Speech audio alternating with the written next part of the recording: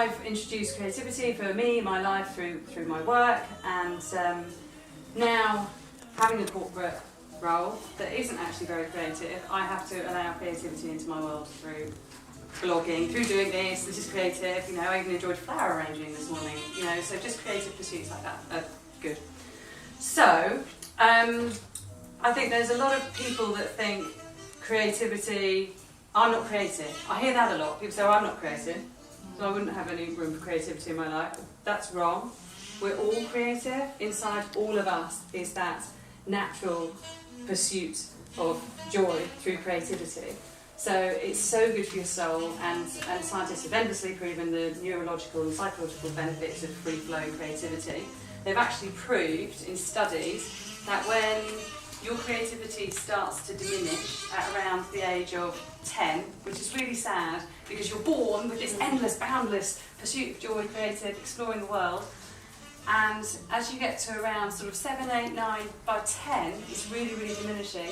And then what starts to creep in is anxiety and little bits of depression. And so as the creativity diminishes, so the self-persecution, anxiety and depression increases. So quite often, by the time you get to about 16, you've just shut down a lot of your natural creative urges, and you're really in a bit of a world of anxiety and depression. And that's really sad that we let that happen, and actually that we're in a world that sadly encourages that. I don't think school, we all know, school does not encourage enough creativity.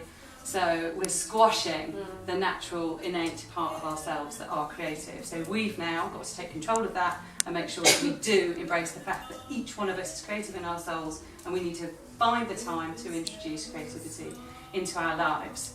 So you need to think about ways that you can invite creativity in, that it is not just going out and getting hammered or curling your hair or whatever. You know, think about ways that you can actually consciously, perhaps daily, perhaps just weekly, invite some creativity into your life. So leisure and pleasure, you know, what does your downtime look like, laughter, etc.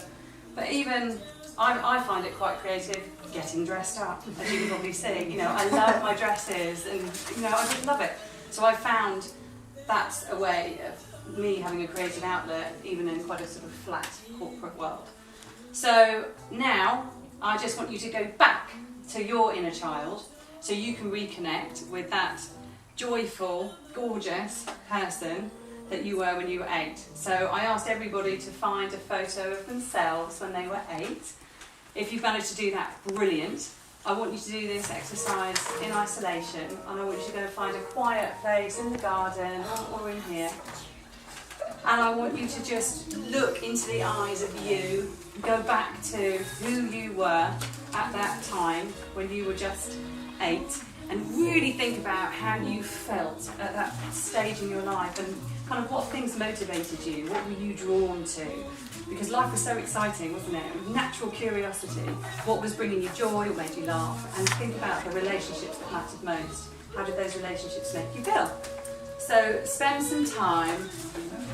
This is the last worksheet, so enjoy this one more, or as equally as it is.